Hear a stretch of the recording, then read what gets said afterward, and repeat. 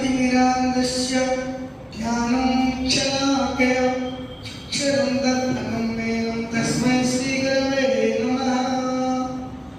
ॐ रत्नाकरालौकपरं हिमालयकिरीटिनि पद्मराजरसरत्नाख्यं वन्दे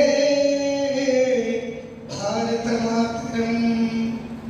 ప్రియమైన నా హరిజన నా గిరిజన హిందూ బంధువులందరికీ కూడా నా ప్రేమ తెలియజేసుకుంటూ సభాయ